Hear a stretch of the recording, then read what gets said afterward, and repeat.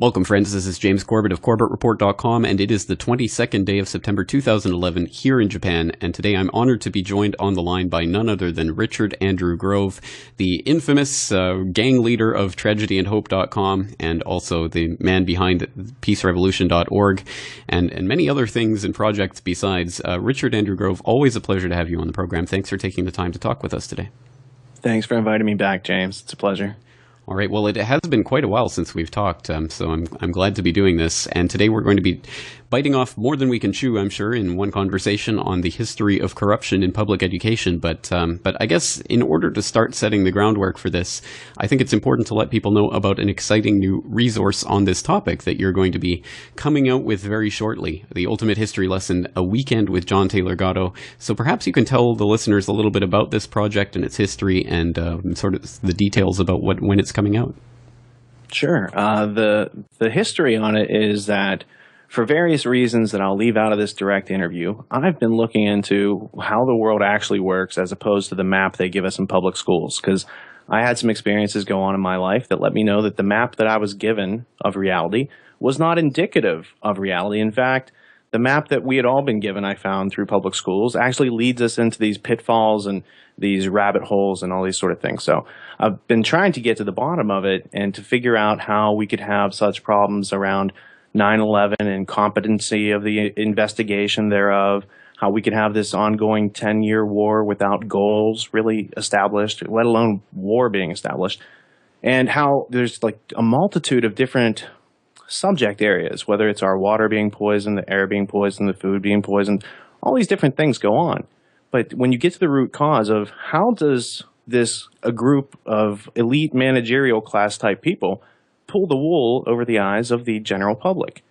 And in trying to answer these questions for myself, I found out that if you go back and actually study the history of how American public education formed, there's a lot there to be sifted through that is directly relevant to 9/11, the war on terror, everything that we're experiencing today, including this massive financial collapse, albeit slow, right? The dominoes are falling, but they're falling at a slow rate. So what we can do is observe this pattern of history that keeps repeating and observe what they took out of our public education system and then package that up and give it back to people directly.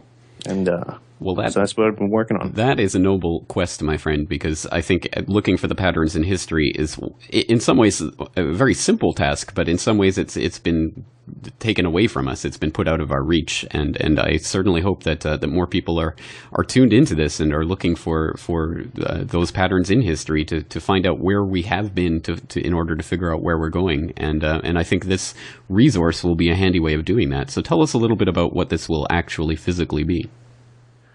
Physically, it'll be either a single 50 gigabyte Blu-ray disc that'll play high definition 1080p of the 5-hour interview, or it'll be 4 DVDs in a box set. And it'll completely be fleshed out with, it has footnotes and everything already in the film itself. So when you watch it and Gatto talks about a certain book or a certain quote or what have you, I've already gone through and footnoted the book, the pages, and the chapters for almost everything in there. There's over 200 footnotes during the 5 hours. We've also gone through the trouble of getting an accurate transcript created, and we're also going to provide many of the tools that we can give out for free that have been taken out of public schooling. So the 5-hour interview is not meant to totally or comprehensively encompass anything. It's more a ramp. And as you listen to each hour, the ramp builds up until you finally get to the crescendo in hour 5 to see what it all means. And when you understand the patterns of history that have been formed that are so blatant, and people might have heard about this point or this point or this point, but no one's ever heard all these points explained together in context such that a family can sit together and truly have a learning experience. And you can spend a weekend watching this DVD set. You could spend 5 hours, 5 weeks, 5 months, 5 years, because it would actually take you that long to comprehend and read all the source material that he's referring to. However, at the end of that 5-year education, you would have an education that is superior to any PhD degree that's being given out at any university on the planet. Absolutely incredible, and I'm extremely excited for this. I'm very much looking forward to it, and especially because I'm well familiar with John Taylor Gatto and his incredible work in this field, but perhaps we assume too much of the listeners. I know my longtime listeners will be familiar with Gatto, but for those who aren't, perhaps you can give us the synopsis of who he is and where he comes from.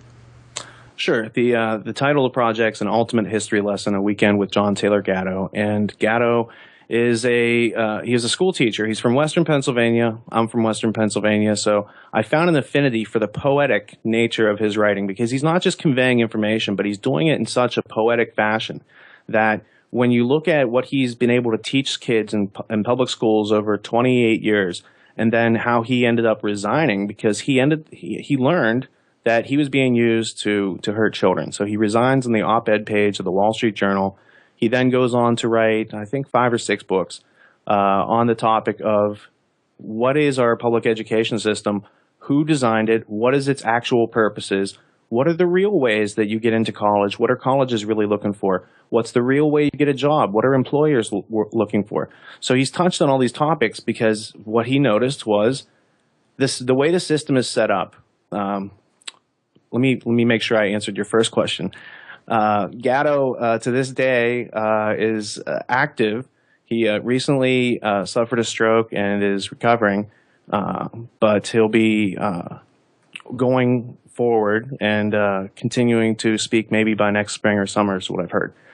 So what we have is a school teacher who spent his entire career up until his, call it early retirement. He spent his entire career serving kids and trying to do his best within the system. And what he discovered was that the system actually uses the best teachers against everyone else because they show that a broken system is continuing to work in these limited instances. A broken system indeed, and broken in so many ways, and broken on purpose. And I think that's really part of the key history of what's going on here, and I'm sure that will be explored. But again, this is an exciting project. How will people actually be able to get their hands on it? We'll be making the DVD available at tragedyandhope.com, johntaylorgatto.com, corbettreport.com, mediamonarchy.com. And the idea is that because this is a project that needs to be seen by a wide audience, what we're going to do is we're going to put the video up for free in a watermarked form on YouTube so that people who don't want to buy the DVD set and just want to access the information and the notes and what have you have that access. And then for individuals and families and organizations that want to have the actual DVD set to study from, we're accepting donations now because we're in post-production and haven't actually finished it yet. So people in the past couple of weeks who have donated $50 or more have gotten on a list of the early screenings of the first edition. And then from them, we'll productize it and make it available across many different sites that are either independent media sites that are commercial free or other alternative educational sites that are trying to get the word out. Excellent. Well, again, some exciting stuff. So I really do hope people will stay tuned to tragedyandhope.com for more on that, and will hopefully join the Tragedy and Hope community to become a part of the conversation. As I understand, 1,000 voices and growing. Yeah, there's about 1,200 people in there, and there's many people that subscribe to the podcast, and then a small percentage of those people take action because they want to take these next steps and figure it out. But I also understand that there's a lot of people who are hesitant because they don't understand what that's all about. Basically, what we provide is provocative media that's fact-based and reflective of reality, and we put it out to everyone for free. We also recognize the responsibility in doing that is I'm not just going to put this media out there and not give you a next step. We have a community where if you want to go in and find other people who are likewise trying to answer these questions, you can come into the community, you can act as an individual and go through all the tools yourself, but there's also a chat. There's also many groups in there where people want to work together because they're beyond just learning about these things, and now they're trying to get back to the civic activities that rebuild their communities in actuality. Indeed, I think that is another crucial piece of the puzzle, and it's one that's not really available through corbettreport.com at this time, so I'm glad that Tragedy and Hope is doing that, and I really do hope more people will get on board and will join that conversation. And that's open to your audience, man. It's not a mandatory thing that anyone has to pay. We just make sure that each individual is a human being, and if you appreciate the services that we provide and you can help us out, cool. And if you're struggling or unemployed or trying to get back on your feet, use the resources for free. That's what they're there for. But we just want to make sure that individuals are human beings and not spammers or predators. You have to be a human being? What do you got against reptoids, man? Come on. All right. Okay. Well, absolutely. Well, having said that and sort of established a bit of a groundwork, I'd like to get into the meat and potatoes of the conversation because, again, this is just such a huge topic, the history of corruption in public education. I mean, so much can be said about this, but I guess as a basis for starting out, we should perhaps start examining the system that of education that is not taught to you and me and the lowly minions out there, but that's taught to the elite level, I guess, rulers of society. And that phrase, I think, has a lot of caveats to it, but I think it generally goes to show the way in which this society is unfortunately being ruled. So let's start talking about the private boarding school system and where that came from and what it really teaches the managerial class of society. Well, that's a fantastic question because that is the essence of what we're not being taught in public schools. And if you trace the origins of the private boarding schools, with the exception of possibly 6, they were all started post-Darwin's publication of The Descent of Man in 1871 or 1872. Therein, Darwin explains, because he didn't in Origin of Species connect evolution to humanity. He just shows, and he never shows an origin of any species. Yet the forgotten name of his book was Preservation of the Favored Races, which he carries on in Descent of Man. So the point being, there's a bunch of elite, aristocratic, managerial class nobility, if you will, and they decide that they don't want their kids breeding with, for instance, the Irish, who were the lowest on Darwin's scale of 57 different races. And so in order to keep their kids from breeding with just anybody, they developed boarding schools. And so this all falls in line with the intermarriage among the elites and how they like to keep everything closely knit together. So these private boarding schools are teaching kids how to manage the rest of us. And they teach them a variety of methodologies, but some of the more insightful ones, which would help people understand what's going on, they're the same things that you and I have had to do on our own outside the public education system, which are investigate the history and evolution of institutional forms, whether it's the prisons or the Democrats or the Republicans or anything that we see around us. We should have an idea of its origins and history and how it came to be in order to be educated and understand, at least our community. The other things they teach are things like theories of human nature. What makes different people from different parts of the world tick? What things you have to say to certain people in certain vernaculars, whether they be Christian or atheist or what have you, in order to appeal to their beliefs. So the managerial class in private boarding schools, they're taught how to use words to manipulate other people to get what they want. One of the other things they teach would be mastery of the social forms, how to adopt the different mannerisms to take on and interact with different parts of society, to make them think that so it's like teaching kids how to use sheep's clothing as if you're a wolf. Right. Very, very good analogy, I think, in many ways. But that's, I mean, those points you touch on are so important because I think we are either trained or we just inherit a worldview in which all of those things which are interrogated in the private boarding school system are just accepted as part of sort of a static, unchanging reality. And so that people just accept the fact that there is Democrats and Republicans, there is a prison system, there are all of these institutions which obviously have come through and developed through a philosophical process throughout history, but we're taught to ignore that history, not think about it, and just accept these things as something that's always been there, monolithic entities that cannot be questioned. Similarly with theories of human nature, similarly with ways of communicating to different social groups. Again, all of these things are just accepted in our worldview, and when you actually start to interrogate where they come from, you can actually look at the ways in which they're used to manipulate us. Well, it's fascinating because you mentioned the philosophic perception, which would be reminding me of the panopticon. And when you're talking about the social evolution of prisons, for instance, because if you look up Jeremy Bentham and the idea of the panopticon, it is the nanny state that we have here with the smart grid technology and everything spying on you, but you think it's your friend, right? Facebook's your friend, right? It's not a spy. And so looking at this, Gatto says the same thing. It's the first question that I ask that elicits this answer, but he says, the only way I know what I think is that I sit down and I write it out and I argue with myself. And I think too few of us are given those tools to constructively question and argue with ourselves in order to find valid answers. But that's not the only tool they don't give us in public school. I haven't necessarily found evidence that they do give this out at all the public boarding schools, but these are tools that have been taken away from both sets of classes, which also makes the elite managerial class irrational. Tools like how to manage yourself and manage your time, right? They don't give us a way in public schools to know ourselves. They're not giving us organizational skills to manage our life or keep it in order. They don't give us a method by which we can validate the contents of our mind. They don't give us a method by which you can tell when people are lying to you. There's all these methods of, for instance, resolving disputes and conflict. There are methods to do all these things that we find to be challenging or irritating or frustrating or confusing or fearful. There are methods that cut right through all these things. So anytime that we come up against fear or confusion, we have a method that translates that directly into knowledge and understanding. And so it's just an input you process and you have an output.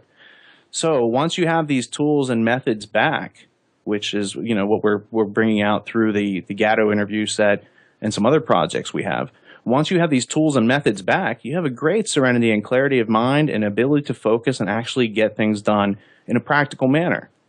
But the managerial class that's trained at private boarding schools, they don't necessarily need these tools because they have unfair advantage already.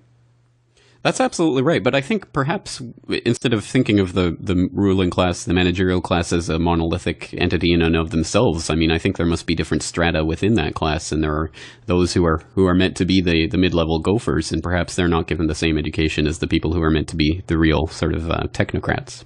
That is an astute observation. So let me give you a specific instance.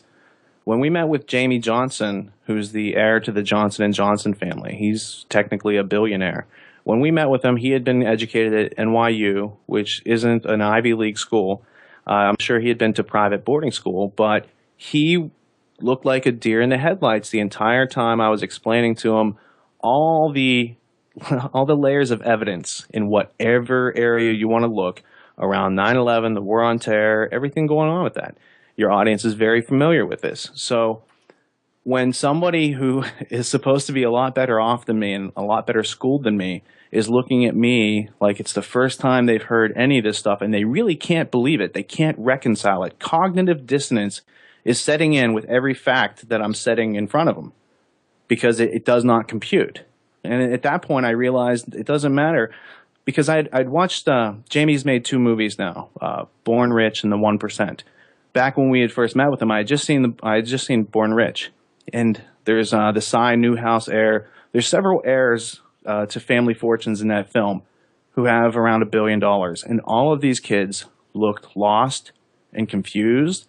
And all I thought was, wow, that there's hope. Because if you put the right information in front of these kids who, yes, they're in those families, but they don't have the legacy. They're cut out of their companies. They are kept aside from everything that's going on. Jamie had nothing to do with the company. He had been, out of his family for generations. He just still gets paid, right? And so the idea of trying to package up this information so that it's palatable, building out a ramp instead of saying, hey, here's a 100-foot cliff, now climb it, because this is reality, right? So we've taken the time to build out a long ramp that's really, a slow incline so that everybody can get on wherever they can step onto it and start walking up in small increments because it's your life that we're talking about. So this is going to be going on for the rest of your life until we all get together and figure out what's going on, how to resolve it, and actually take those actions.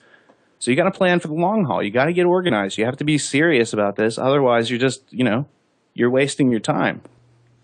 And that's exactly why I think I would, any day of the week, I would prefer knowledge and understanding over mere wealth, monetary wealth. I think it's just so sad to hear about that. I mean, people who literally can go through their entire life without ever needing to learn anything or to really understand how anything works. That's a waste of a human life, regardless of how much money might be in the bank account. Well, now we've talked about what public school is not. So let's define what public school is. Public school, notice it's not called public education, it's called public schooling. The ideas behind public schooling, whether today or 2,000 years ago in Rome, where, to teach the people how to be, to teach crowd control, to teach things to the masses that enable them to be controlled by the few. It's an artificial extension of childhood in the last 60 years, because you can look at the textbooks from the 1950s. These textbooks speak about the importance of independent thought, how to have debates, all these sort of things that you would need to have a healthy community and strong civic responsibility. Those textbooks have been changed drastically in the last 60 years, and the purposes of schooling they've lost their facade, where the facade of it's actually about education, and it's gotten down to it is about indoctrinating and training habits and making sure that everyone in the class thinks the same way about certain things. That makes everyone predictable. It makes statistics and forecasting predictable for the government, et cetera, et cetera. I mean, so this started in its most realistic form in 1918, and there's a book that is cited by Gatto in the interview that once we heard it, we're like, we all got to look this book up. So several of us have attained copies of it. It's called It's called Principles of Secondary Education. It was printed in 1918, and it's a Yale book. So, or maybe it's Harvard. But the point is, in there, this guy Ingalls defines the 6 purposes of education. And the people who have created the whole system, they've been working off a plan. So these 6 steps have continued to remain in effect till today. So when you think about what do we still use from 1918, aside from things like Federal Reserve, but there's not a whole lot from 1918 that we still use in its current form, except the design of public schooling. And so the design of public schooling gets around these 6 points, and the first being the adjustive function. This is the establishment of fixed habits of reaction for each student. So if there's a fire, everybody acts a certain way. If there's some other accident, everyone acts a certain way. If someone says this sort of thing, everyone reacts a certain way. So it's Skinnerian or Pavlovian programming of students. The second is the integrative function, which is the development of like-mindedness, unity of thoughts, habits, standards, ideals, all the sort of things that we're supposed to aspire to. This is where we got the notion of the American dream. This sort of thing is instilled through school. This is why they need us for 15,000 hours. It's not just about education. The third is the directive function. It tells you what you're to do. It marks you in your social class for, are you going to be a plumber? Are you going to be a technician? Are you going to be an engineer? Are you going to be a doctor? These sort of things. So part of the teacher's job is to label you and to basically set you on this path for your future. The differentiating function is to assure social solidarity. Takes advantages of differences among students to divide and conquer and ensure they don't have enough upward mobility in life. So it cements you in your social caste. You're labeled. It's the teacher's job to label you.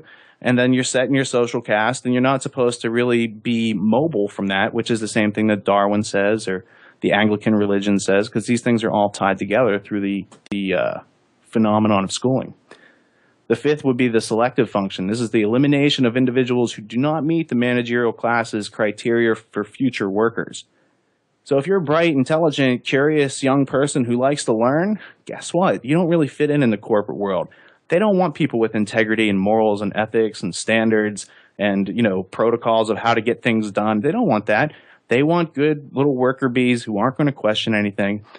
And the propedeutic function, which is the sixth, is there to identify the next managerial generation of the elite. So these are the people who are going to run things, and they don't need people who aren't in that class to learn how to run things. That doesn't really fit in with their system. So what you find is you've got this strange functioning of the public school system. So the question is, why do public schools have that form and function? Well, to answer that question, you look at where does it originate? Public schooling in its current form today originates back in the early 1900s with the Vanderbilt family, the Astor family, the Carnegie family, the Rockefeller family, all these robber baron families who created the teachers' pensions and then gave teachers tenure, which is a guarantee that they can't be fired as long as they play along with certain rules. And this is enough to get teachers to lie to our children for the past 100 years. It's a system that keeps working, so they haven't fixed it yet. How am I doing? Oh, I think that was a mouthful and a half. Well, Rich, as someone who prides himself on his vocabulary, I must admit I have never in my life encountered the word propaidutic or even could guess at the etymology of that word. So that's something that on my to-do list, look up that word. I'm pretty sure it's a Greek word, and it has to do with adults and children, but I would likewise need to do some more epistemological nomenclature research on that.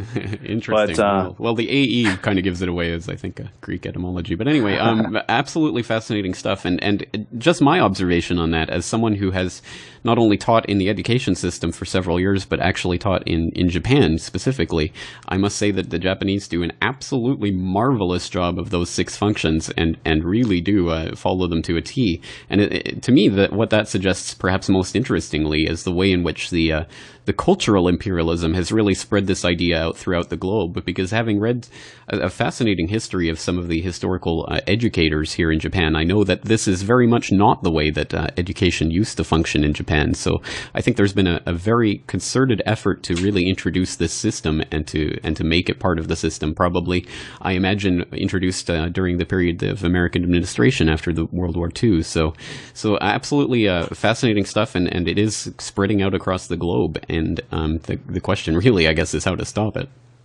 Well, the way to stop it is by learning. Let's learn 2 more minutes of history about Japan and the Prussian education system, which is what I was just referring to, because it's the importation of Prussian education to America that corrupts the entire education system. I happen to know, because I interviewed Gatto, and he talks about this, and it's fascinating what you can learn when you interview somebody, right? He tells this great story about Admiral Perry and how Japan was really opened up to trade, and it was by threat of force and coercion and fraud and all these beautiful things that are the American way. But what he says thereafter really shocked me, and it was that because of how this character Wilhelm Wundt, who created the Prussian PhD system, so anyone who has a PhD today, the lineage goes back to this guy who created it, Wilhelm Wundt. Wundt lived in Prussia, and they came up with the idea after they had lost this war against Napoleon at Battle of Jena in 1805, that the reason that their soldiers lost is because they were too well educated, and that people who are really well educated don't make good soldiers, because you do logical things like ask questions while you're fighting and while you're risking your life and these sort of things. So they wanted to dumb down their entire population to make them a militaristic society. It worked so well, they then exported it around the world. And in the late 1800s, Japan loved this idea so much that they imported the Prussian Constitution almost word for word.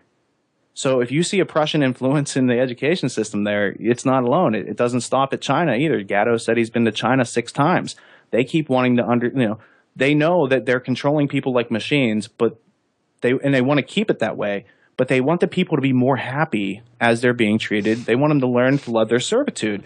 And so this is just the irony of, you have nations who understand that, yes, we're treating our people like they're machines and have no soul, but we want them to be happy about it. And will you help us figure it out, right?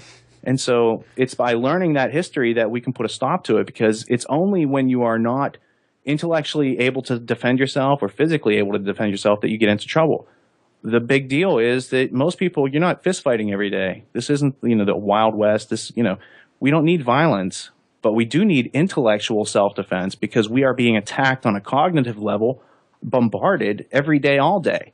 And if you have the methods to dispel confusion and to be able to deal with these things and see them in their totality, in their context, in a comprehensive nature, you're much better able to learn about them, figure out what the moving parts are, what they've taken out, and how to put it back. It all becomes very simple once you take away the complexity.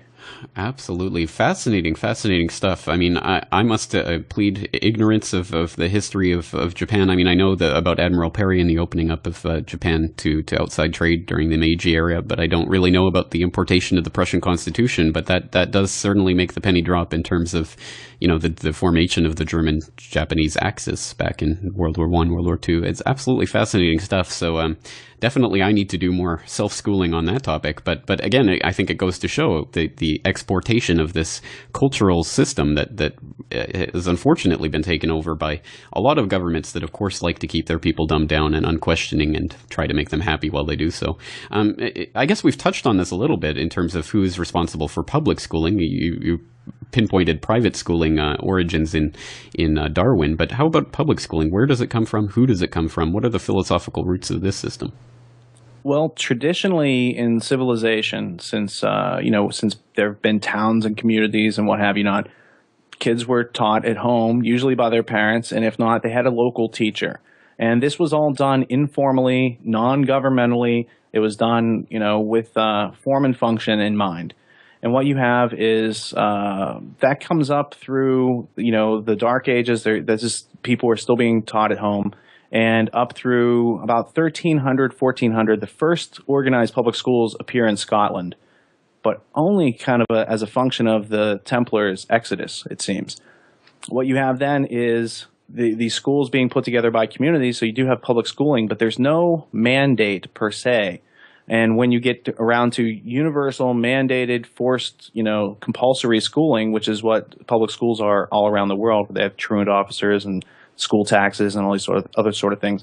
This was all created more recently in the last 100 years by the rich, aristocratic, elite robber baron families like the Rockefellers, Carnegies, Astors, Vanderbilts, early 1900s. Around that time, Standard Oil was having a lot of problems with labor. And there was the Ludlow massacre. There was all these sort of things that were drawing attention to the nature of these corporations and their capitalist antics that were against, human survival in many cases. And there was this, I believe he was a Baptist minister named Frederick T. Gates, who approached Rockefeller and he said, look, you got to let me handle your money. You need this thing called philanthropy. It's going to convince everyone that you're a great guy. And so Rockefeller and Gates partner up. Well, then Rockefeller creates the General Education Board. He invests millions of dollars into it, and then he appoints Frederick T. Gates to be the first, executive director of this General Education Board. So what you have are people like Carnegie, who also had labor problems, learning how to buy the public. And you buy the public either through your foundations or your donations, or in Carnegie's case, he donated an organ to all these different churches. And then, of course, even though he's an atheist, all these churches thought he's a great guy. With Rockefeller, he had multiple philanthropies, but the Rockefeller Foundation and its affiliate foundations, the Ford Foundation and some of these other ones, Carnegie Foundation, Carnegie Endowment, are all instrumental in literally creating and mandating from the top down the public school system in America. And during the 40s and 50s, there was the Walsh Committee in 1918, and then the Cox and the Reese committees in the 1950s that looked into the origins of foundations and the nature of their antics and activities with schools.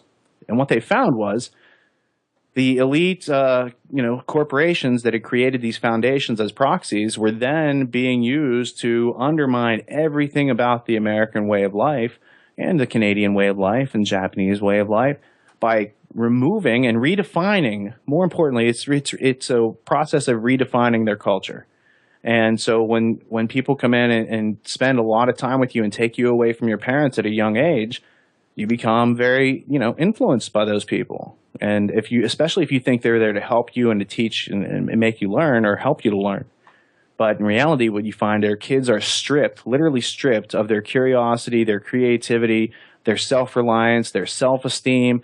Anything that could make them a solid, responsible grown-up eventually is stripped away, and that leaves somebody who has to be totally dependent, like a adolescent for everything. You think you know what's going on as a teenager, but you really don't. You're not paying the bills, at that know-it-all age. They've created a whole culture where no matter what age you are, you think you know what's going on, and yet you've never put any research into defining anything around you, so you depend on what people have told you it is. And even though there's a lot of, well-meaning, well-intentioned people, are they well-informed? Are they using their five senses and observing reality and finding something that's objective that actually exists? Or have they skipped all those steps of verifying their reality? And are we discussing something that's arbitrary and insubstantial and actually a waste of our time, a rabbit hole? There is a way to get to the end of the rabbit hole, but you have to ask the right questions in the right order, and that's the methodology.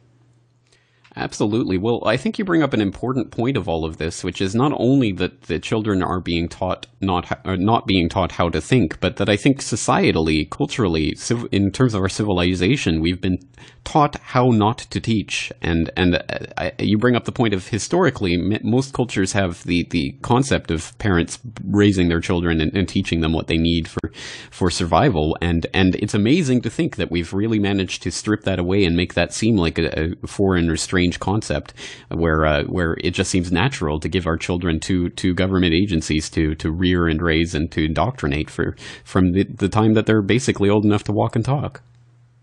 Well, and it seemed natural to give those organizations known as public schools the rights to have, mandatory vaccinations, because you have a bunch of kids coming together and viruses or bacteria can be communicable, so we should protect against that. That seemed like form and function matched up back then. But when you have a school system today, which is only there to condition and program your child for a future life in the status quo, and at the same time, in some states like California, they're going to make the Gardasil injection mandatory. And not just Texas, where they said they did it, but they didn't really do it. There's a document on the governor's table in California right now where schools are going to do this. And I've already seen so many other inhumane actions taken by schools, such as the drugging of children. If your kid has too much curiosity and it is perceiving too much of life, they've got a problem, and we have to put them on this drug for the rest of their life, right? And so it now just becomes a sales depot for pharmaceutical organizations and police and tactical and security organizations and all these other things that have nothing to do with education. If you ask what are the steps to learning, it works like this. You have to be able to observe. You use your 5 senses. You then ask valid questions and find substantial answers. That's it. If you know how to do that, you've now learned how to learn anything. And it didn't cost you anything but a little, 30 seconds of attention and actually focusing on what I was saying.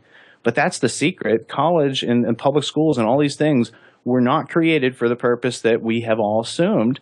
And I would never believe this had I not spent thousands and thousands of hours researching and looking into this to find the source materials to then help, create this interview set and put all the footnotes and references in there. So it's not just a word or a phrase that goes over your head. The only way to learn is to pause the disc, write it down, look it up, just like what you said when I said propedeutic. You know what I'm saying? I think I do. All right. Well, I guess the question really becomes, to what extent is our freedom, the possibility of our freedom, predicated on our ability to think critically? Well, if you don't have the ability to question propedeutic, that's a fun word to say improperly. If you don't question the words you hear, I'm just using it as an example because I think it's about our habits. They control us by our habits. And so you had the habit of asking yourself the question, is that a word I know? Do I need to look it up in order to understand the sentence? Well, I defined the word by its context, and you were able to understand what I was saying, even though you didn't hear this word before, right? So that's all it is. It starts with the questioning in the mind, your internal conversation where it's no longer just stimulus and response. You're putting thinking in between the stimulus and response. And what is thinking but asking the questions and attaining the answers of the who, what, where, what, why, and when, and how of the situation. The 5 W's plus how is what I'm trying to say. And if you answer those 5 questions, that's thinking. You're actually doing thinking between your input and your output. That makes you a human being, in my opinion. You have to be thinking. There are plenty of people who let stimulus and response control them, and they're no longer consciously participating here. They've turned themselves into scenery, and I think that's kind of sad, but everyone has the choice to just start asking questions, because if you don't start somewhere, you'll never get started. But if you just ask a couple questions, let nature take its course. You can get out there. The information is out there. We try to put it all in one place and give people a map to it because it's so massive. You can delve into any of your favorite areas, something that, if you're a professional and you have expertise, you can look at, something that's applicable that you could easily understand. But the point is that with a little bit of concentration, all of this is understandable. And that the people that are ruining this planet don't really understand what's going on, which is why they've taken so many irrational, actions and plans. They're just really organized and good at it, and they don't get organized resistance. That's the difference between the managerial class and the rest of us, is they're organized, they have a plan, they have an agenda. they think that, they have justification, whether it be from God, through the Bible or through science via Darwin, to be and act as justified sinners, which means that nothing they do is going to damn them and that nothing we do is going to save us. And I think we can do better than that. Justified sinners telling noble lies, I guess. Absolutely. Well, that does raise so many important points, but one point that occurs to me is that if really what I'm seeking is nothing other than the nullification of their plans, is that a plan in and of itself? Well, sure, if, it's wave cancellation. I don't see the need to be dominant, but I do see the need to stop letting their signals dominate me. I call their signals noise because it's the anti-human actions that they're trying to put into all of us. Whether it be, here's a pretty girl, buy the product, or any of these other things that they do to manipulate people. You have to say no to that, starting with your observation and your unwillingness to take in those signals anymore, because they don't contain signals that help you survive and thrive.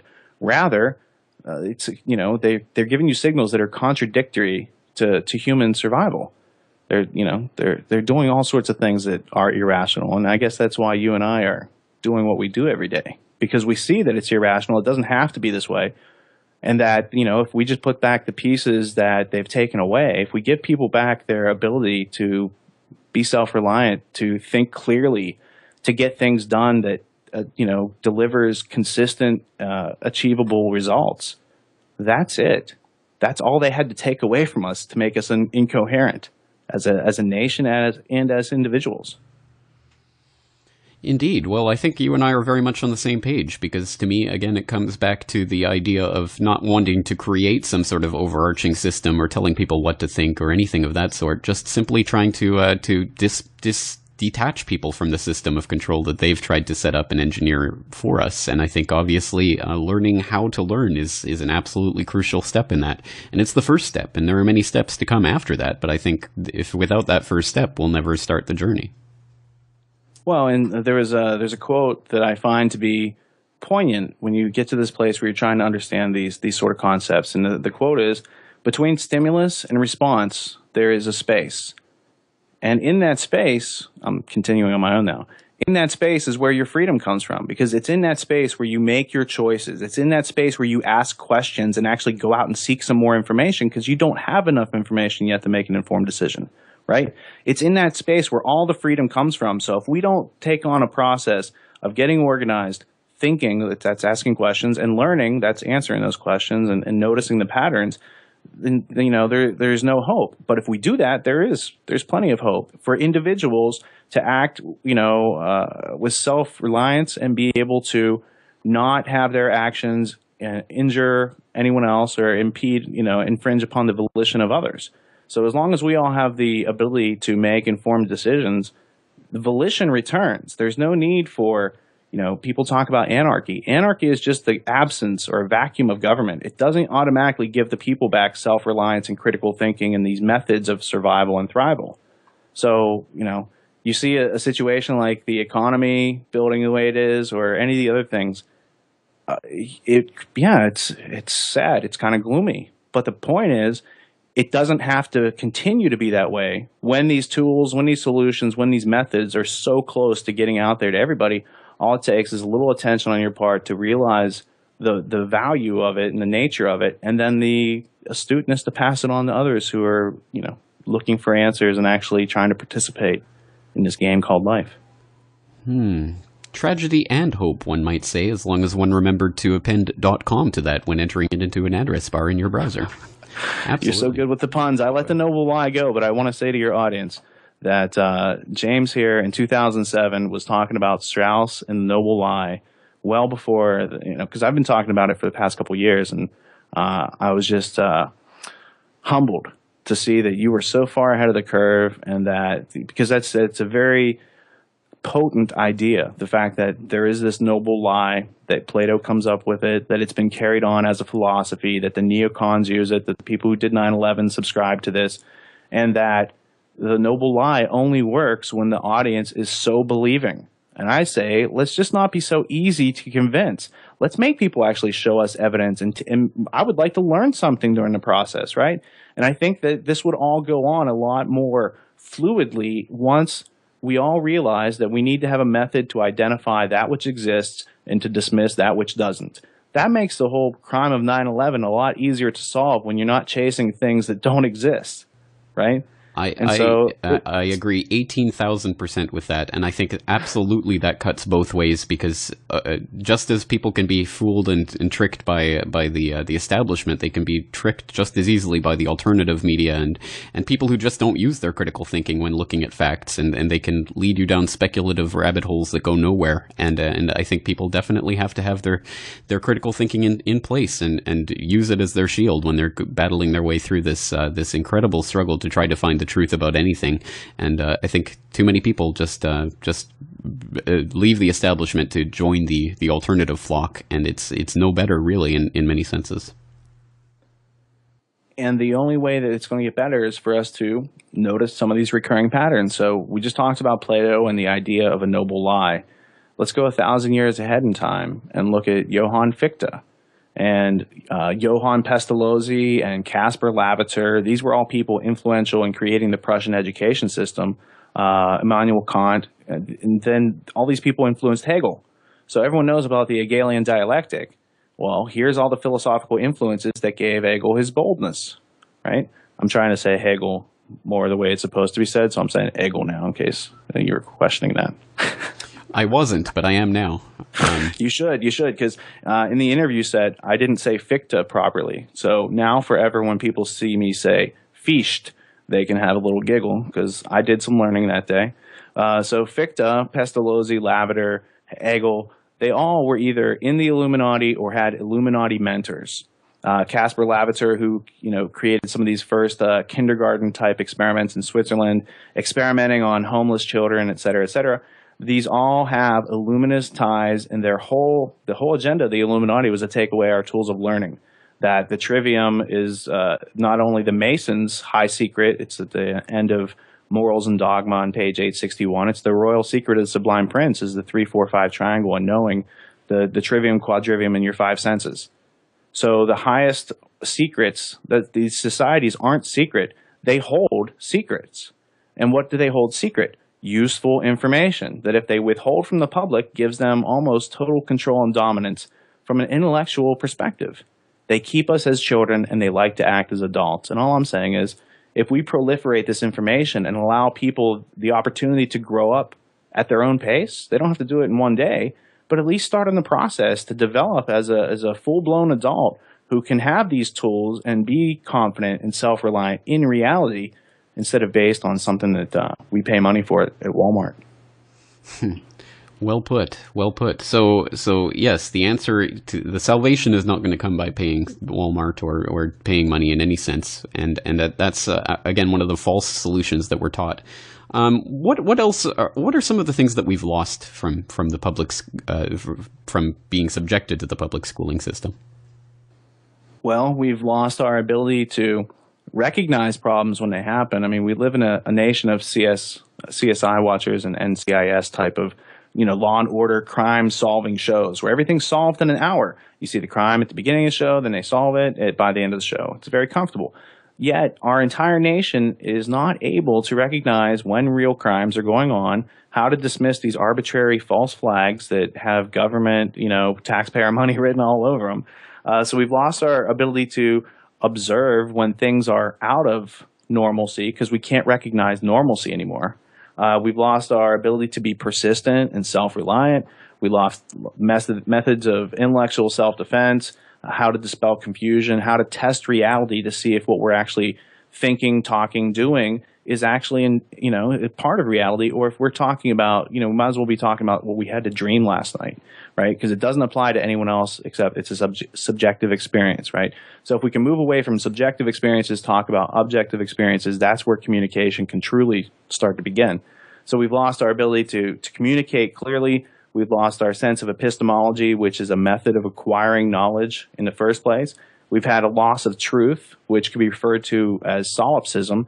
This is the legacy of Immanuel Kant.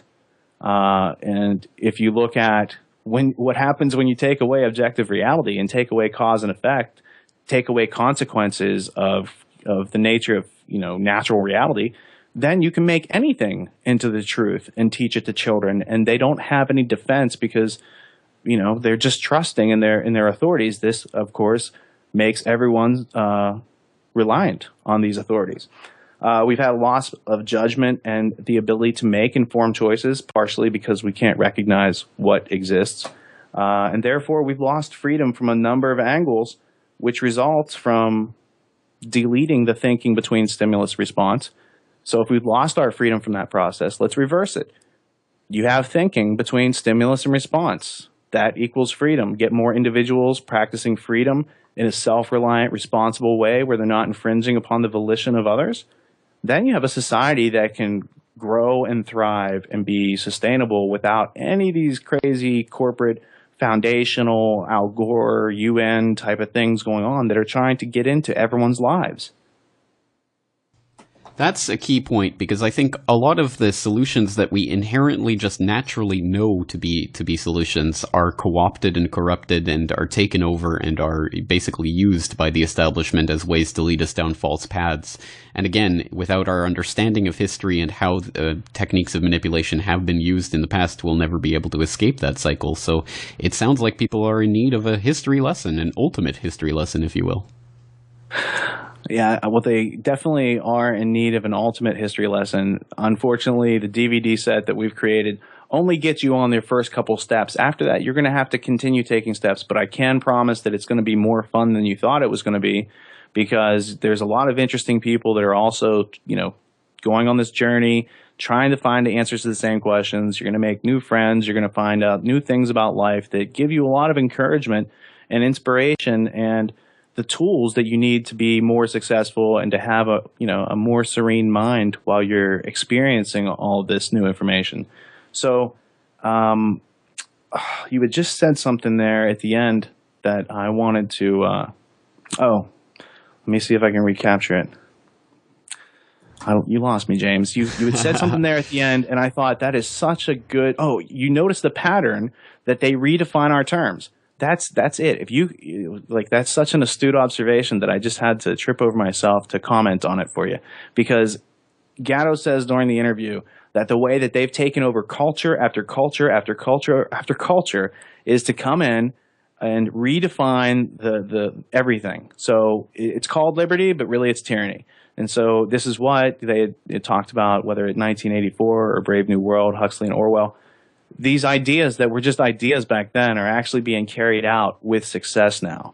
And to put a cap on it, I'll refer to a Bertrand Russell book, Impact of Science on Society, because in there he's talking about how Fichte had planned to do all this control to society, but he didn't have the technology. And Bertrand Russell's like, now we have the technology to actually do all this stuff, to make people love their servitude. In fact, they won't even know that they're serving. They'll just think they're loving life, but they'll know that there's something wrong with it, and they'll keep being reminded of this every day as they're confused and in fear, right? And so, they've had an easy go of it because we haven't put up much resistance. They've taken away these tools, and nobody is coherently trying to give them back to a large number of people at once. And I'm just interested to see what would happen if you had a bunch of people who regained their individual freedom and had intellectual self-defense, had the confidence to take actions with high degrees of certainty, and to be able to put all these compartmentalized PhD pseudo-experts in their place. Because once you truly learn for yourself using this methodology, you'll see that you have a superior weapon on the battlefield of the info war. Very well put. Well, I would say that we've been feasted by Fichte, and we can get out with Gatto, but that would be just too punny for a family-friendly program like this. So I think I'll get out while the getting's good, and I think we have bitten off an incredible amount of information in this conversation, so perhaps we'll let the listeners chew on this mentally for a little while.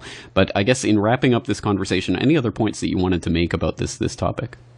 Well, if we've done anything during this hour-long conversation, it should have stirred up your curiosity a little bit. And so let that marinate. And then when you're ready to start taking some more steps forward and learning, the entire Peace Revolution podcast that I've put out over the past couple years is a curriculum it's an informal curriculum where you are your own teacher, but you're being given the tools, the techniques, the methods, everything that they've taken out of the public school system, one episode at a time. So it's easy for people to intake. And then from there, if you want to learn more and interact with people and participate in groups and figure out where we are actually at right now, what needs to be done, and how do we introduce this bigger picture to more people, then there's the Tragedy and Hope online community, which is at tragedyandhope.com. And might I just throw in a little plug for Peace Revolution, because it seems that pretty much every episode I either get an idea for an episode of my podcast to expand on something that you've put in there, or you've already covered something I was going to cover, which is great because that means that many hands make light work. So that information is out there in the zeitgeist anyway. So it's absolutely an informative podcast, and I couldn't recommend it highly enough. Well, I think that's just the convection current of causality going on, because I am likewise inspired by your productions as well as Mr. Pilato. And I really couldn't get through my week without them, because you guys both do different things that are very complementary. And I really couldn't feel well informed unless I've had my Media Monarchy and Corbett report for the week. All right. Well, and my Global Research Television. Now that you're making these videos, that last one on 9/11 conspiracy theory, man. I mean, you made me laugh. You made me laugh. You made me cry all at the same time. I was like, this is brilliant. So I'm glad to see that you're stretching your wings, that you're getting a lot of support, that people are respecting you for your hard work and your intelligence gathering, and that it's all coming together for you. And as a subscriber to your 100 yen negotiated agreement, I know every time I see that come out every month that it's going to a good place, that I am going to continue to get inspiration and energy and nutritious thoughts. So I'm glad you came out with that, and I hope more people support it.